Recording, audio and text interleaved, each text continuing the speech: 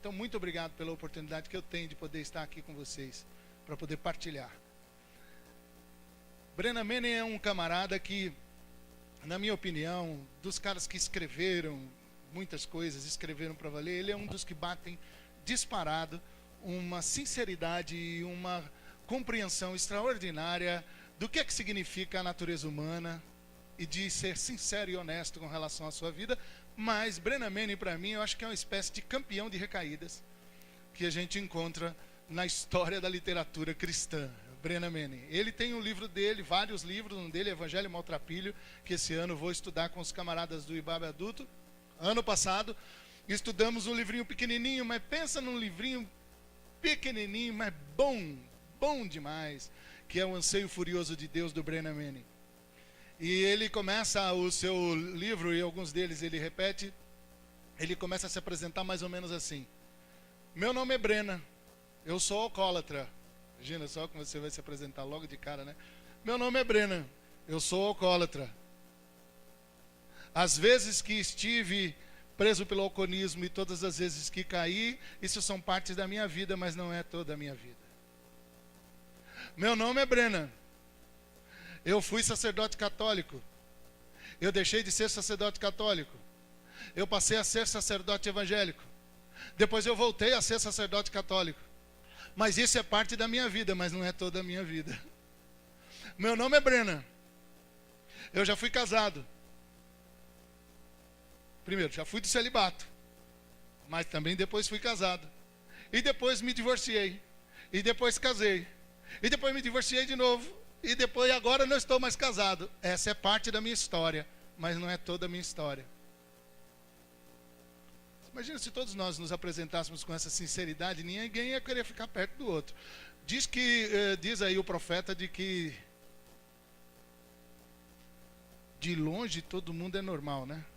Ou é de perto ninguém é normal, né? Ou é de perto ninguém é normal porque de longe todo mundo é normal. Porque se chegar perto e for honesto de verdade e tirar as máscaras, eu acho que cada um de nós teríamos uma história parecida com essa do Brennan.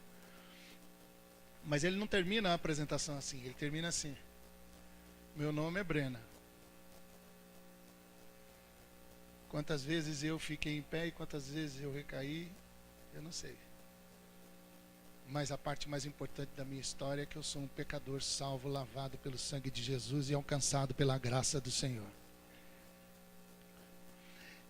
Eu acho que falar de Brennan Manning no começo dessa nosso bate-papo, porque hoje é um papo interessante.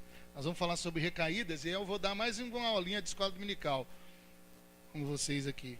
Então nós vamos usar bastante a Bíblia. Você está com ela aí, pode usar o aplicativo e tudo. E quando eu estava falando para a nossa turma lá no WhatsApp da nossa equipe ministerial, falando que eu estava vindo para cá,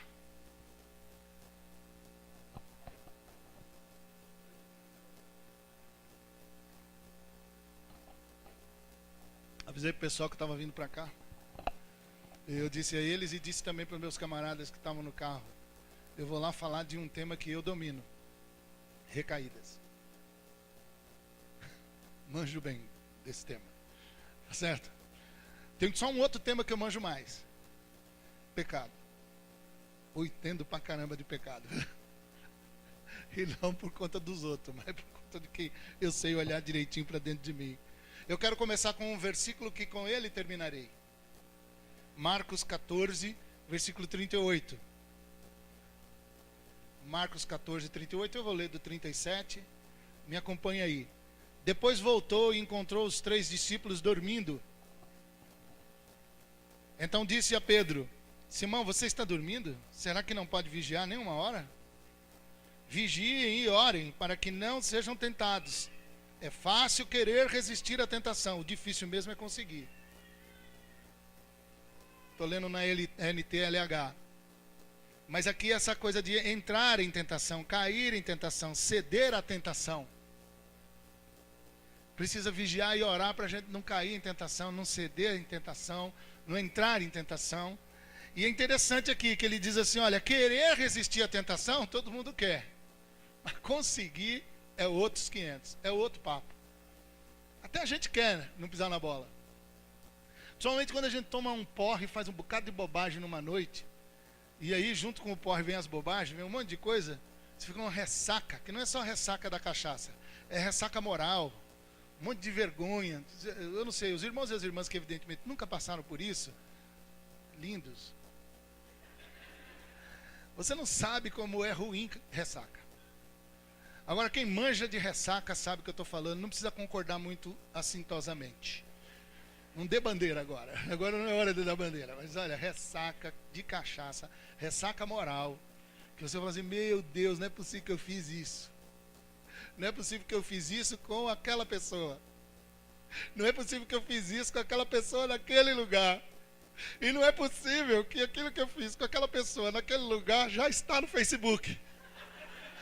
Quer dizer, aí lascou tudo. Aí já lascou tudo. Então essa coisa da resistir à tentação a gente até quer. Mas de repente a tentação é boa demais, aí a gente se joga na tentação. Só que depois vem uma ressaca dos infernos. E isso é terrível. Mas você sabe que uma das coisas que eu acho que a gente tem que prestar atenção é que a recaída ela tem um padrão. E eu acho que vocês já devem ter conversado isso antes. Eu acho que recupero, se não falou é bom porque aí eu já fecho. Recupero para entrar. Que o pessoal, os gringos chamaram de complacência. Mas esse negócio de traduzir direto do gringo a gente tem que explicar mais um pouco. Complacência traz aquela ideia de que você começa a ficar um pouco mais complacente consigo mesmo. E isso daí, ele pode ser perigoso. Do tipo assim, eu já estou bom. Eu já estou inteiro, eu já estou conseguindo seguir com as minhas próprias pernas, então eu estou de boa. Eu estou firme, ou seja, legal. Então eu já estou bem, eu acho que não preciso de mais nada e não preciso de mais ninguém. Eu acho que eu sigo com as minhas próprias pernas. Então você se torna complacente, não é com você, mas complacente com o seu vício, com a sua compulsão e com o seu erro. Porque complacente com você tem que ser. Complacente com as pessoas você tem que ser. Mas aqui você começa a entrar numas de achar que você já está bem, que você não precisa de mais ninguém, que você agora pode caminhar com as suas próprias pernas.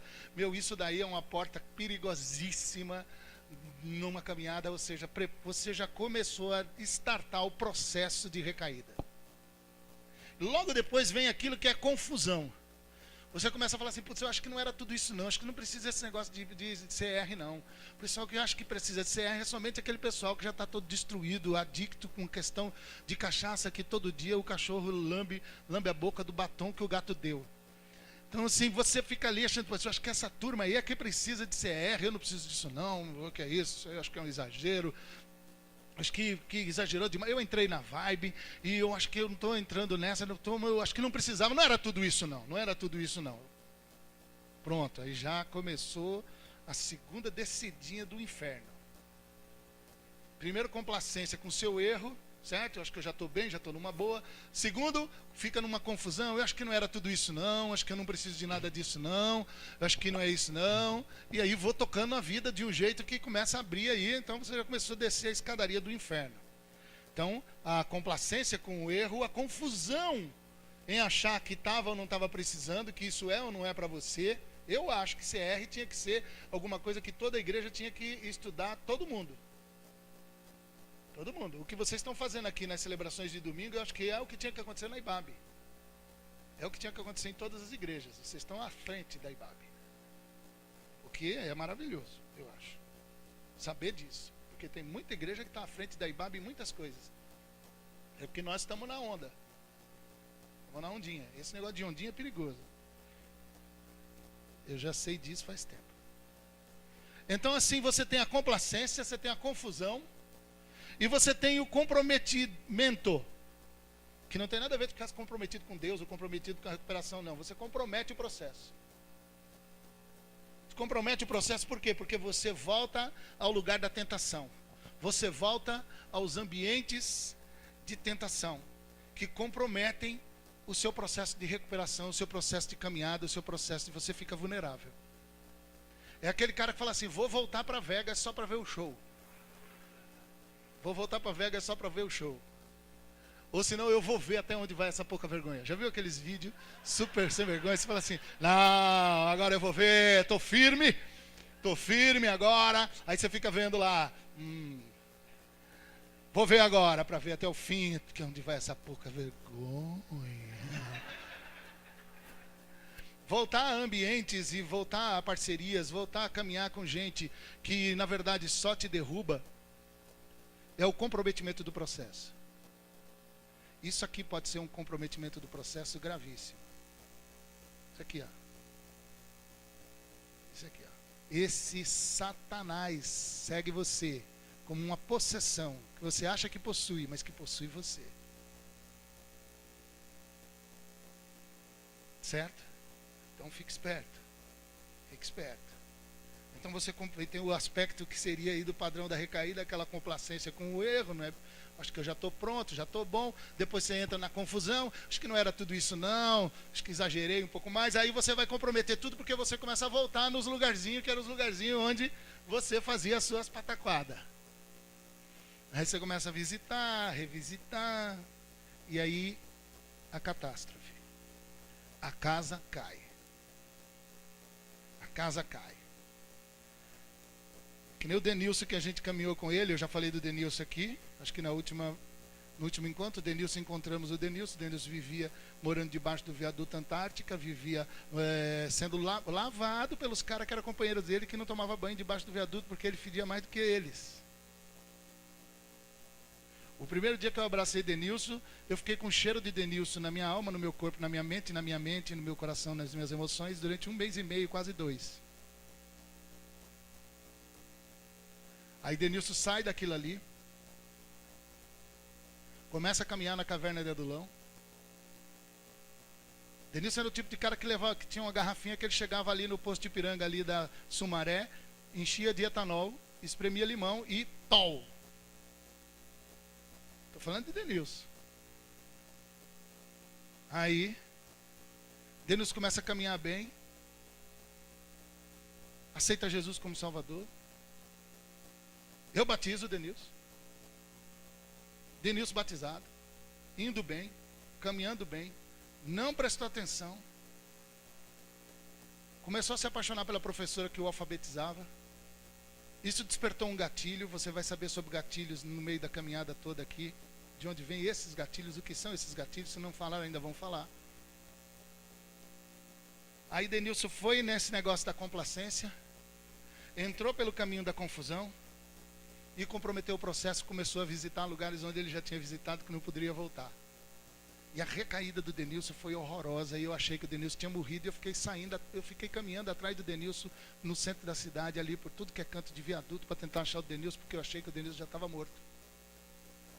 E um dos caras do bar virou para mim e falou assim: pastor, o senhor fica insistindo com esse camarada aí, eu tenho a solução para ele. Eu falei assim: qual que é a solução para ele? Dá um tiro de 12 na cabeça dele, isso resolve.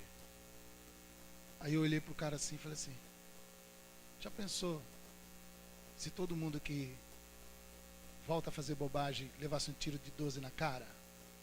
Aí o cara olhou assim para mim: ô pastor, pegou pesado? E você não? E você não? Fomos atrás de Denilson. E aí a gente aprende uma coisa: a recaída é sempre pior do que a outra.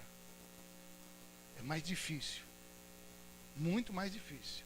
Fico pensando que vou dar uma recaidinha aqui, para retomar é mais difícil. Muito mais difícil, porque tem que voltar do zero. E não é só porque tem que voltar do zero, é porque é mais difícil mesmo. Eu lembro do dia que o Denilson virou para mim e falou assim: pastor, bati a nave. A galera que é a galera da rua sabe o que eu estou falando, que é bater a nave. O Denilson mandou para mim essa aí: bati a nave. Para você que está aqui, que você é crente, não sabe dessas conversas, a casa caiu. Bater a nave, a casa caiu. Mas bater a nave é mais do que a casa caiu. Bater a nave é sério, é um negócio sério. É grego profundo. Bater a nave. Então esse processo todo do Denilson e de mim, estou contando do Denilson, mostra para mim e para você exatamente esse assunto da recaída, que eu acho que a gente tem que conversar bastante. Mas eu quero que agora a gente vá lá para 1 Tessalonicenses, no capítulo 5, no versículo 23.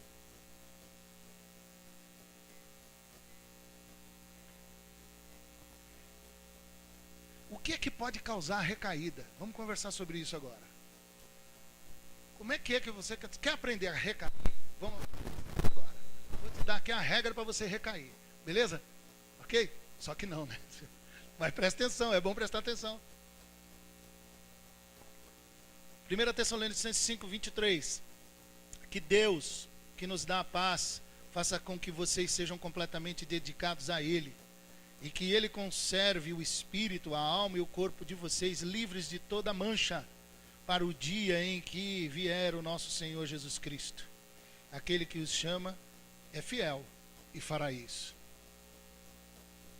Quando você olha para esse versículo, principalmente o 23, você já começa a prestar bastante atenção de que o que é que Deus quer? Deus está afim mesmo de, só por hoje, só por agora, junto com você e junto comigo, fazer com que a gente caminhe tirando as nódoas e as manchas que vão chegando na nossa vida. Tem gente que tem que lavar a roupa todo dia, não é? Como diz aquele hino: lava a roupa todo dia, que agonia. Aleluia. Mas ali é lavar a roupa dos outros para poder trabalhar e ganhar uma grana. Mas esse lavar a roupa todo dia é uma coisa que é para mim e para você. Todo dia é dia de lavar a roupa. Todo dia é dia de lavar a roupa da carne, todo dia é dia de lavar a roupa do corpo, todo dia é dia de lavar a roupa do espírito. Quando nós começamos a frequentar uma igreja, virar religioso, a gente acha que já está convertido uma vez, convertido para sempre. Essa é uma besteira. Todo dia é dia de conversão. Todo dia é dia de limpar. Por exemplo, eu estava olhando esse negócio de lavar roupa e eu percebi que o meu tênis, olhei agora ali, eu não podia ter dado uma lavada nele? Vai estar com barro aqui, porque eu usei o mesmo tênis que eu tinha para poder caminhar e ficar andando. Aí eu cheguei ali e falei, pô, vou falar de roupa que eu tenho que lavar todo dia, o meu tênis não está lavado.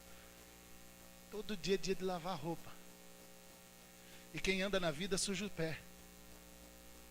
E é por isso que dentro do cristianismo, todo dia é dia de lavar os pés do irmão. E não adianta querer ficar tomando banho todo que nem Pedro, porque não precisa, só precisa lavar os pés. Porque quem anda na vida suja o pé. E é por isso que o sapo não lava o pé. Não lava porque não quer. E aí dá chulé. E o crente que não quer ficar lavando o pé e não entende essa parada, não compreende exatamente o que é que significa. Todo dia é dia de lavar o pé. E Jesus disse para a gente ficar lavando o pé. Está rindo, né? Eu sei. Porque nós todos temos o quê? Quem anda no meio... Chulé, então, Deus o livre. Tem uns que não é lavar o pé, é enterrar o pé. O pé já tem que sepultar, já foi. Então, esse lance de lavar os pés todo dia mostra exatamente essa coisa do quê? De que nós temos que estar caminhando para poder ter essa pegada de entender primeiro que a recaída vem exatamente quando a gente acha que não, que já está tudo bem. E uma coisa importante que é, o que pode causar a recaída é reverter para a força de vontade. Não, eu tenho força de vontade. Irmão, não caia nessa. Gálatas 3:3. Eu tenho força de vontade, eu vou conseguir por mim mesmo. Olha, já viu gente que falou o seguinte, ó, nunca precisei de ninguém para poder largar o cigarro. Já viu gente falando isso? Eu conheço um monte, alguns de vocês talvez estejam aqui. Nunca precisei de nada, força de vontade, o que precisa é de força de vontade. Já viu gente que acredita mesmo que o que precisa é força de vontade? Ah, eu não vou comer mais pudim, eu queria força de vontade. Aí você está lá, desmaiado. E aí fotografaram, porque antes do pudim tu bebeu que nem um jumento e agora foi comer o pudim. Não vou comer pudim. Não, essas coisas da força de vontade, alguns até conseguem. Mas olha só em Gálatas, no capítulo 3, no versículo 3, Paulo está pegando firme com relação à lei e à fé. E ele está falando da turminha do retrocesso. Recaída tem tudo a ver com retrocesso. E ele diz assim, ó, como é que vocês podem ter tão pouco juízo? Em outras palavras,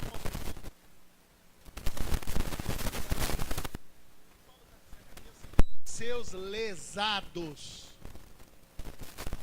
Bando de lesado, bando de sem noção. Eis que te digo, servo meu, serva minha, tu é lesada, tu é sem noção.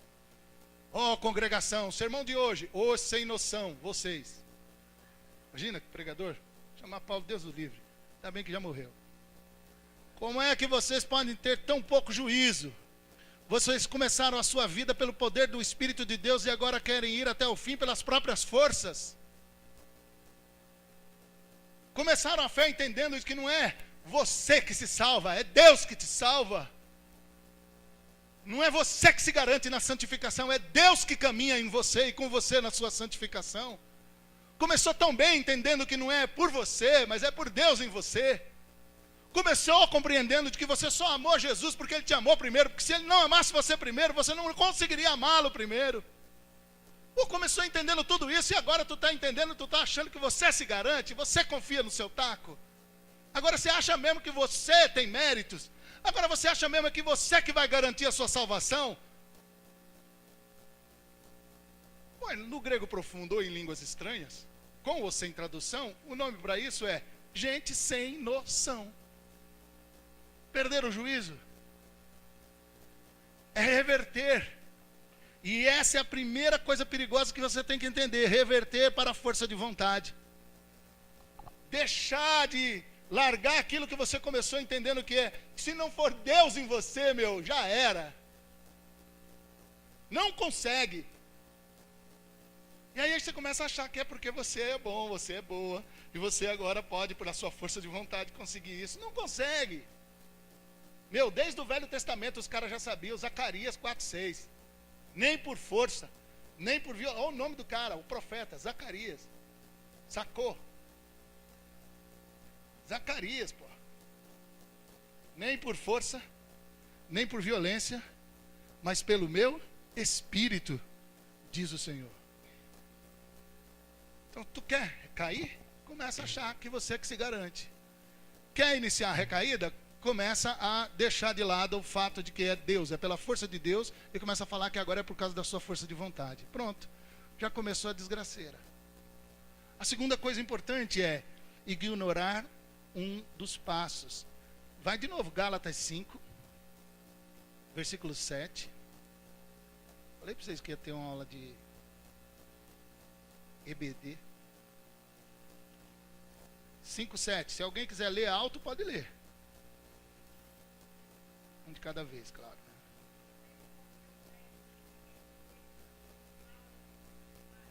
Opa! Vocês estavam indo tão bem, vocês corriam bem. Quem convenceu vocês a deixarem de seguir a verdade? Meu, para correr é um passo de cada vez. Não tem esse negócio de ficar fazendo pulo, não. Isso aí é outro tipo de corrida. E ainda assim, tem que ser um passo de cada vez para poder pular o obstáculo. Entendeu? Não adianta você começar a querer uma corrida e daqui a pouco tu querer... Já tentou começar a correr os 100 metros, você nunca correu. Sabe aqueles caras que passa o ano inteiro sem jogar bola e vai em retiro de crente e começa a jogar bola e quer correr e fazer gol? Bicicleta, porque sabe que jogou, não sei o quê. Agora com mais de 30 quilos desde a época que jogava bola.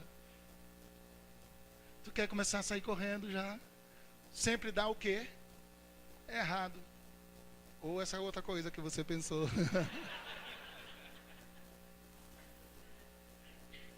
Não é? Dá ruim. Dá ruim. Mano, não adianta querer sair fazendo uma corrida, mano, se você vai querer começar a pular um passo e outro. Não se pode pular passos. Não se pode ter ansiedade. Porque tem gente que quer mudar de vida e começa a ficar ansioso. Você já viu gente assim? Aí um cara desse começa a cheirar cocaína. Aí... Gente que já é assim não pode, né? Não pode não, senão fica um horror. Tudo precoce. E aí fica pulando as paradas. Isso é importantíssimo. Quer começar a recaída? Começa a achar que é você que segura a sua onda. Esquece que é a força de Deus e começa a achar que é com sua força de vontade que você vai conseguir ir adiante. Segunda coisa, pula os passos. Ignora alguns passos. Começa a dizer o seguinte: esse aqui eu não preciso, vou pular para o outro. Começa a ultrapassar, começa a fazer. Sabe assim? Essa matéria eu não vou fazer, eu já vou para outra. Vai nessa. É entender que é um processo, não é mágica.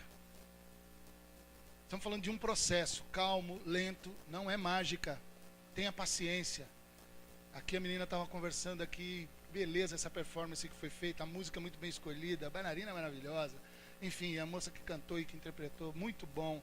Uma das frases que ela diz ali, não tem coisa, ainda tem tempo, ainda tem Deus está trabalhando, ainda tem coisa para trabalhar na minha vida. Não foi isso? Mano, calma lá. Jesus uma coisa para você. Primeira coisa, não vai ficar chateada, nem vai ficar chateado. Você não está pronto ainda. Você não está pronto ainda. Você é do reteté e da glória. Ô manto. Deixa eu dizer. Você pode estar no manto, pode estar no reteté, e seus pés não precisam daqueles negócios de iluminar tênis, porque você já é pé de fogo. Não precisa de nada, glória a Deus por isso, amém. Mas você não está pronta. Você ainda não está pronto. Os seus 365 dons espirituais, um para cada dia do ano, não lhe garantem essa coisa de que você esteja pronto e pronta. Não está. Você não está. Engole o choro. Tá certo? Então a primeira coisa, não está pronto. Segunda coisa, importante, não se chateie. Vai levar a vida toda.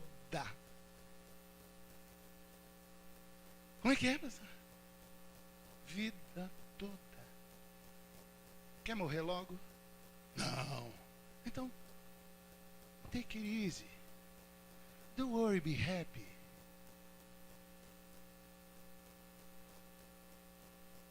Muita calma nessa hora. Tem tempo, irmão. Tem tempo, irmã. Quanto tempo? A vida toda. Sabe quando eu vou ficar bonzinho? Perfeito, legal. O dia que tu for no meu sepultamento.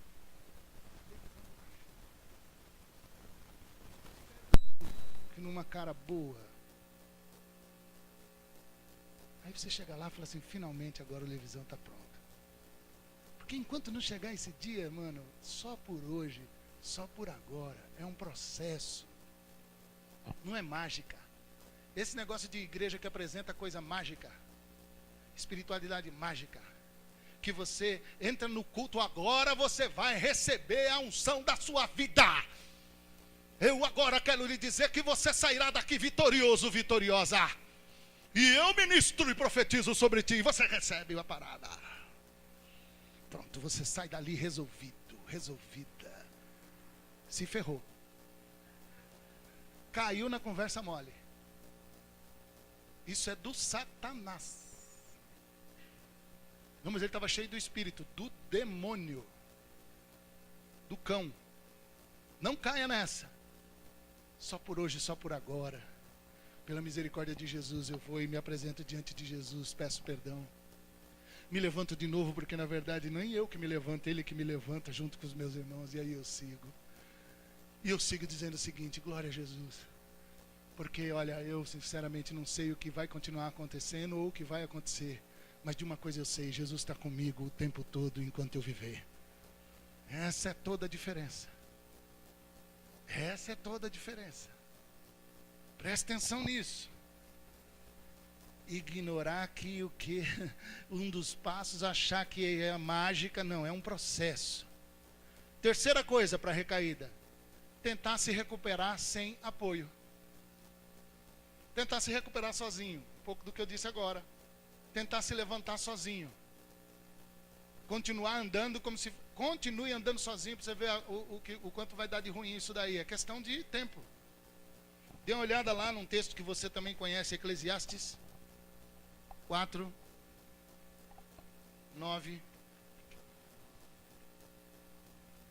Leia comigo.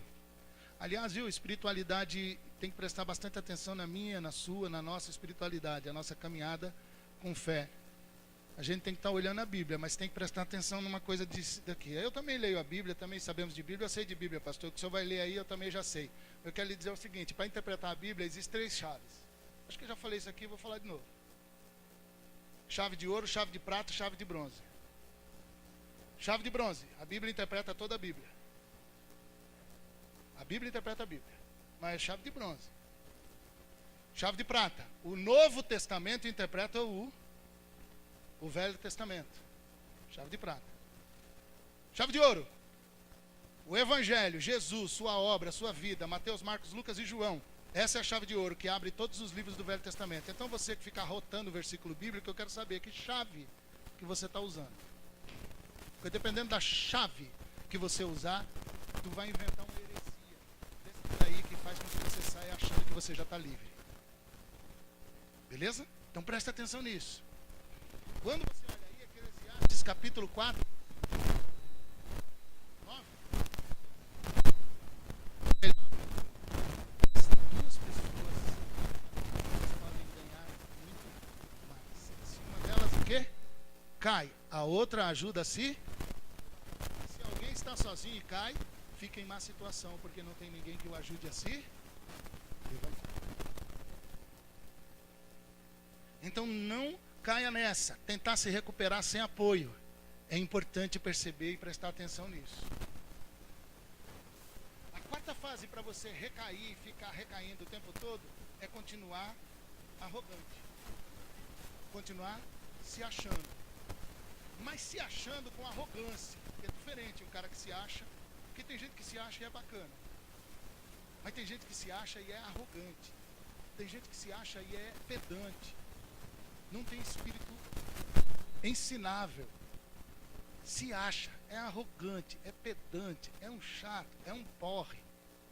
E até gente que está muito afim de ajudar desiste. Porque quem é que vai ficar perto de um nojo desse? Que é arrogante, se acha, pedante. Dê uma olhada lá em Provérbios 16, 18. Pode ler quem achar. Provérbios 16, 18.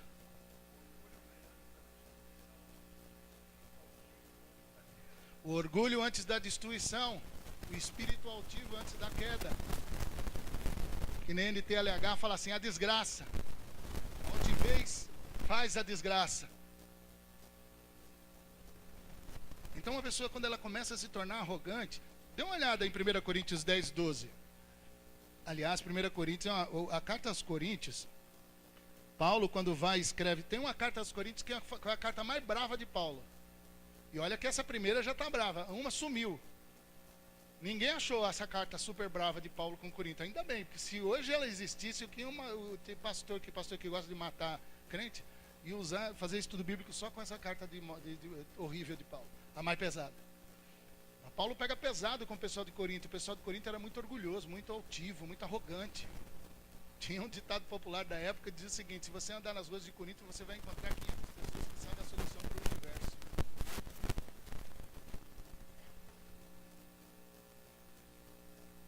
Nada a ver com Corinthians, tá? Porque é nós, Corinthians, e aqui é nós, tá certo? Estou falando de Corinto. Esses palmeirenses aqui. Entendeu? Aí dá uma olhada o apóstolo Paulo no capítulo 10, no versículo 12, o que ele diz. Portanto, aquele que pensa que está de pé, é melhor ter cuidado para não... Opa! Então esse papo de você dizer, eu estou em pé, já rodou. Já rodou. Porque aqui está dizendo o quê? Pensa que está em pé. Na verdade, meus irmãos, nós somos todos já caídos na graça de Jesus. E compreender que estamos caídos na graça e nos braços da graça de Jesus é que faz com que a gente impeça as recaídas. É exatamente aí onde aquele que pensa que está em pé, ele fica com cuidado para que ele não caia. Esse negócio de se achar é um negócio complicado. E olha só o versículo 13 que eu acho que é legal ler. As tentações que vocês têm de enfrentar são as mesmas que os outros enfrentam. Mas Deus cumpre a sua promessa e não deixará que vocês sofram tentações que vocês não têm forças para suportar. Quando uma tentação vier, Deus dará forças a vocês para suportá-la e assim vocês poderão sair dela. Então, de novo, não é na sua força de vontade, é na força de Deus. E entender isso, guardar isso no coração, primeira coisa, olha, o que pode causar recaída, reverter esse papo da força para a força de vontade. Não é a força de Deus, mas é a minha força de vontade. Segunda coisa perigosa, ignorar os passos e começar a achar que a gente já pulou. Não é mágica, é processo. Terceira coisa importantíssima, tentar recuperar sem apoio. Começar a querer fazer as coisas e se levantar sem pedir ajuda, sem ter alguém do seu lado, um padrinho, uma madrinha, ou alguém, um irmão, ou uma irmã, para poder estar junto. Pedir ajuda, pedir socorro. Me ajuda, preciso de ajuda. E é claro que aqueles que vão ouvir a pessoa falar, tem que entender que o que acontece em Vegas, morre em Vegas. Oh, desculpe. Mas o que acontece em Vegas, morre em Vegas. O irmão chegou, falou com você uma parada que você está ouvindo, a confissão do seu irmão. Sua irmã veio confessar uma parada para você. Porque ouviu lá aquele negócio da pregação da Bíblia de Tiago, confessar as vossas culpas uns aos outros. Está obedecendo a Bíblia, o pastor pregou, está fazendo, vai fazer. Cai na besteira de falar com alguém. Com aquele dom de língua estranha cumprida.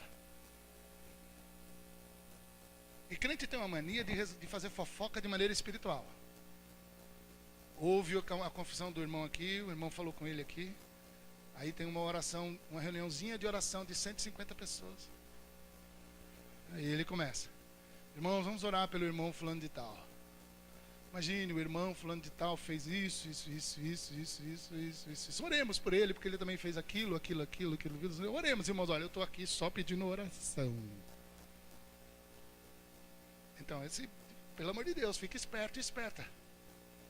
Não é para ficar falando com qualquer um. Mas é para escolher a pessoa certa, uma pessoa que seja seu padrinho, sua madrinha, alguém que você possa abrir o jogo e falar o que é que está acontecendo. Não alguém que vai espalhar para tudo que é canto para poder ferrar você.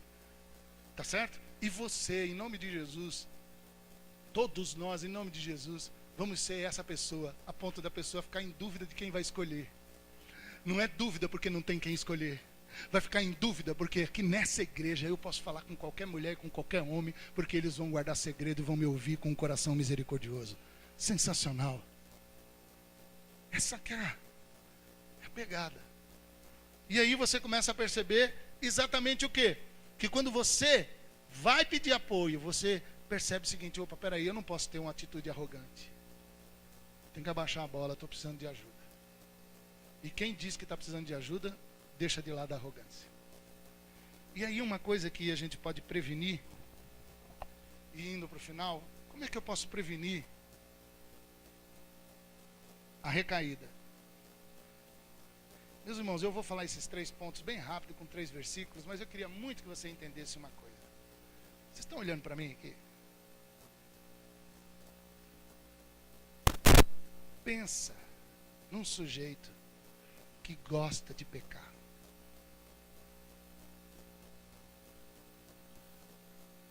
Pensou? Pode ter um aqui, igual, que goste mais, duvido. Eu gosto de pecar. Eu sei pecar. Sei pecar legal. Entendeu? Pensa num sujeito que gosta de pecar, que sabe pecar.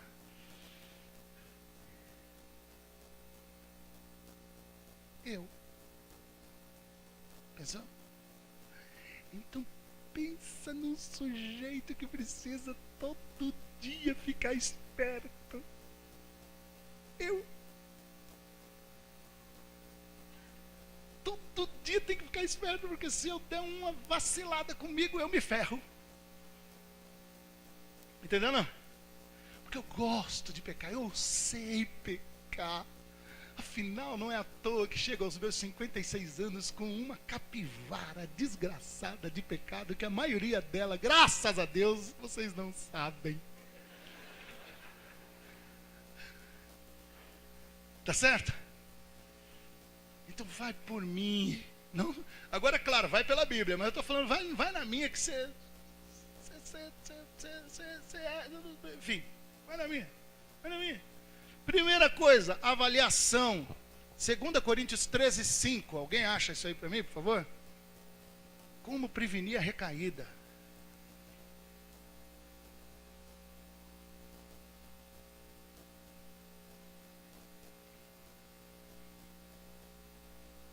Examine-se para descobrir se vocês estão firmes na fé. com certeza vocês sabem que Jesus Cristo está unido com vocês. E a não ser que vocês tenham falhado completamente. A palavra examine-se a si mesmo. Examine-se. Autoexame. Avaliação. Manos, nós somos uma fábrica de fazer pecado. Até quando a gente faz coisa boa, a gente consegue fazer pecando. Porque a gente pode fazer coisa boa com a intenção errada. A coisa foi boa, o que você fez foi bom, abençoou muita gente, foi muito legal. Tem gente que consegue fazer ministério, que abençoa muita gente, mas faz em pecado o tempo todo, porque as intenções do coração são ruins. Nós somos uma raça perigosa, irmãos. Até coisa boa quando a gente faz o quê? A gente pode pecar por causa das intenções do coração. Então examine-se a si mesmo. Examine-se a si mesmo. Ah, pastor, mas aí também você não relaxa. Relaxa com você, para você ver o que vai acontecer. É claro que você não vai ficar paranoico, doido com você. Tem os seus momentos de leveza, e isso é importante. Mas para você ter os seus momentos de leveza, isso também é importante, você tem que ficar esperto com você. Examine-se. Examine-se. Peraí, por que eu estou pregando desse jeito? Mas não foi uma benção? Foi, mas eu não estou perguntando isso. Estou perguntando o que está por trás disso. Ah, eu já não sei. Não sabe mesmo. Nem eu. Sabe qual era o cara que entendia disso? Davi. Perdoa meus pecados que me são ocultos. Fala de Davi. Presta atenção. Perdoa os meus pecados que me são ocultos. Examine-se. Eu me examino, você se examina. E tem coisa que você sabe que você não vai se examinar, porque você já sabe que tem coisa errada. Então examine-se, porque isso pode ser o começo de uma recaída muito séria. Examine-se. A outra coisa importante é o quê? Meditação. Salmo 1, de 1 a 3. Os crentes acham, nós não trabalhamos a questão da meditação do jeito certo. A gente acha, vamos meditar na palavra de Deus. Aí o cara lê um texto bíblico, e aí fala o que ele quiser falar, e depois ele levanta e vai embora. Meditar é outro papo. Ah, pastor, esse negócio de meditar é da nova era. Nécios. Ah, não, esse negócio de meditar é de budista. Nécias. Não, esse negócio de meditar não é de Deus, não. Sem noção, sai. Sai, espírito sem noção. A Bíblia, você sabia que é um livro oriental? Sabia? A Bíblia é um livro oriental. Você sabia que existe meditação cristã? Sabia? Sabia ou não? Então vá procurar saber. Antes de falar bobagem. Meditar significa parar demoradamente diante do texto bíblico. E medita na sua lei de dia e de noite. E medita no texto bíblico. Bem-aventurada a pessoa que não anda segundo o conselho dos ímpios, e nem se assenta no caminho dos pecadores, e nem fica junto na roda dos escarnecedores. Antes tem o seu prazer na lei do seu prazer. Prazer significa degustar. Você vê gente, você conhece gente que come comida rápida? Conhece? Paulista come comida rápida. Você não saboreia a comida. Engole tudo, engasga, fica pedindo para alguém ajudar, fica entalada a tarde toda, porque engoliu a comida rápido, fica entalado, fazendo campeonato de comer em 5 segundos, aquela coisa horrorosa, não mastiga direito, e gente que come rápido, não mastiga direito, sempre come com a boca aberta. Ter prazer e saborear a palavra significa ficar um tempão. Você imagina eu que sou um cara pilhado. Eu sou um cara pilhado, irmãos e irmãs. Eu sou trifásico. Imagina quando os caras começaram a falar, Levi, você precisa começar a fazer meditação cristã. Eu sei, Senhor Jesus. Lectio divina. Senhor Jesus. Oração centrante. Momentos de silêncio. Hoje o pessoal tira o sarro na minha cara quando eu fico com esses papos. Eles não sabem o que é a libertação que Deus me deu. De ficar, sabe como? Tem momento, meu irmão, que esses dias aconteceu uma situação comigo, se não fosse meditação e a minha caminhada de meditação, eu tinha tido um treco. Meu filho Vinícius quase morreu, traumatismo craniano encefálico. Morreu. E eu deixei ele na sexta-feira e eu fui para casa deitar. Isso tem a ver com examinar e tomar cuidado com o que você deixa na sua mente antes de você dormir. Eu acordei várias vezes de madrugada. O Vinícius morreu. E eu mesmo lutando comigo. Não, ele agora está em casa. E eu não podendo ligar de madrugada porque ele estava dormindo, descansando, porque ele estava em casa. E eu tentando me convencer. Olha só que loucura. Aí na mesma hora eu tive que entrar na base da meditação. Falei, calma lá, Levisão. Eu falando comigo mesmo, sozinho, dentro de um quarto. Imagina, eu sou louco. Aí eu comecei a respirar. Tem hora que eu faço assim, ó.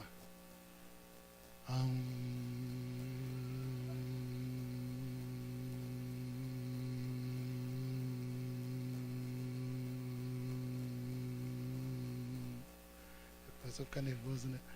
Tá nervoso, né, com esse negócio. E eu começo a descansar. Aí peguei um texto bíblico e fiquei pensando. O que eu tive que fazer? Olha só. Eu tive que resgatar toda a minha caminhada de Lectio Divina e eu tive que ficar das 6 da manhã até 1h da tarde, naquela manhã de sábado, porque senão eu não ia ter um treco. E depois que eu terminei de ficar repetindo o texto bíblico, pensando o texto bíblico, escrevendo o texto bíblico, meditando no texto bíblico durante aquelas horas, foi que eu comecei a recuperar e recobrar a minha consciência, porque eu estava iniciando numa crise que eu sei lá o que era. E naquele momento eu pude... Meditação.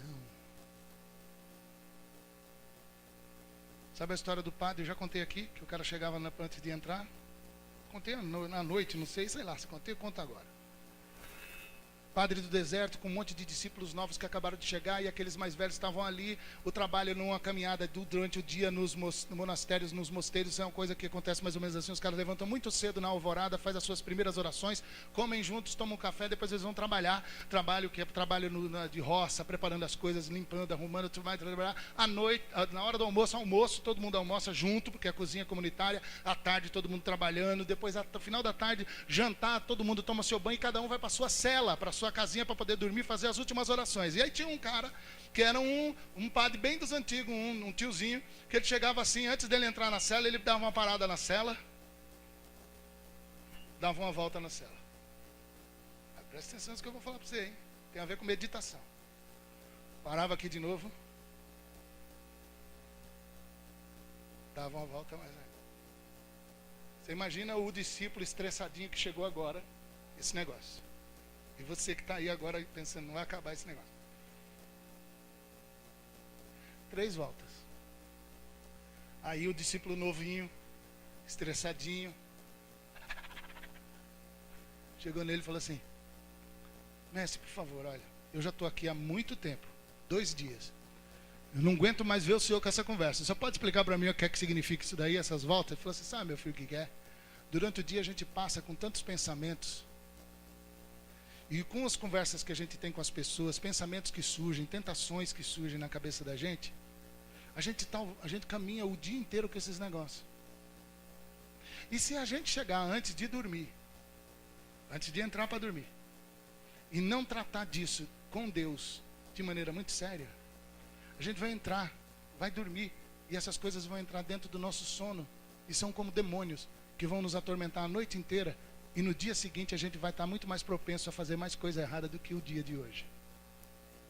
Esse cara falou isso lá no ano 300. A psicanálise e os psiquiatras e os psicólogos foram descobrir isso agora, no século XX. Ou final do 19. Existe uma coisa que tem a ver com meditação. E a meditação é a hora que aparecem os seus demônios e você os enfrenta um a um, chamando pelo nome. E diante das coisas que você está pensando, você coloca assim: Senhor Deus, tem misericórdia. Você pode usar em alguns casos até aquela oração: será que essa gente percebeu que essa morena desse amigo meu está me dando bola tão descontraída? Só que eu não vou, em nome de Jesus, entrar em bola dividida. Amém. Tá entendendo o que eu estou falando? Tratar com Deus, mano. Senhor, o Denilson sabe que cachaça vai ferrar com ele, não sabe? Eu falei assim, Denilson, você tem um beição. E ele tem mesmo, é um beiçudo. Denilson, beição. Você já imaginou esse beição sendo mordido por um escorpião venenoso, assim na ponta? Pastor, pelo amor de Deus. Falei, então, toda vez que tu lembrar de um copo de cachaça, lembra de uma coisa, lá dentro tem um escorpião. Até hoje o Denilson, quando fala comigo, fala assim, pastor, tá difícil, fiquei com muita vontade, mas aí eu lembrei do escorpião. Fale com seus escorpiões. Faça a sua oração regra 3. Fale com Deus diante dele antes de dormir. Porque senão, mano, tu endóida durante a noite, até quando você está dormindo, esses negócios vão te consumir. No dia seguinte você vai estar prontinho e prontinha, facinho e facinha para fazer coisa ruim. Então presta atenção. Avaliação, meditação e oração. Oração é interessante, eu quero só falar um ponto e encerrar. Jesus diz assim, e o teu pai que te vê. Oração não é o que você fala, mano. Oração é uma postura, minha irmã. Às vezes você não ajoelhou, mas seu coração está ajoelhado. O seu pai que está no céu vê o seu coração ajoelhado. O seu pai que está no céu vê você ajoelhada. Vê que essa postura é uma postura verdadeira e sincera de rendição de quem está dizendo o seguinte, Pai nosso. Não é? O pão é nosso. A luta contra o maligno é nossa. Livrai-nos do mal, não é isso? Mas o perdão também é nosso. E não existe coisa mais poderosa contra a recaída do que o Espírito Santo de Deus, que sempre vai encher o meu e o seu coração, mesmo que você recaiu e está jogado no chão, de que existe um Deus de toda a graça e de todo o perdão, que vai perdoar você de novo, e de novo, e de novo, porque Ele já te perdoou completamente todos os pecados, até o último que você for cometer. Essa convicção e essa certeza é que vai fazer com que você peça ajuda para alguém que está do seu lado. E vocês vão se agarrar nos méritos poderosos de Jesus. E vocês vão entender que esse ímpeto todo que surge para poder fazer besteira, que é natural em mim, que é natural em você, é alguma coisa que a gente pode o tempo todo, se a gente entender o primeiro versículo que eu li aqui. Vigiai e orai, para que não entreis em tentação, para que vocês não caiam em tentação. Porque Jesus está pronto para poder estar junto com você e comigo. E mesmo que a gente faça a nossa pataquada, o Senhor está pronto para nos levantar. Mas se você puder evitar, evite, porque uma recaída é sempre pior do que qualquer outra coisa. Então, que Deus abençoe todos nós. Que Deus abençoe você. E que a gente caminhe agarrado com Jesus, entendendo um ao outro como pessoas que não podem nem pensar que estão em pé. Nem pensar que estão em pé. Porque nós dependemos de Jesus e estamos agarrados nos poderosos méritos de Jesus, de Nazaré, nosso Senhor. Amém. É isso aí.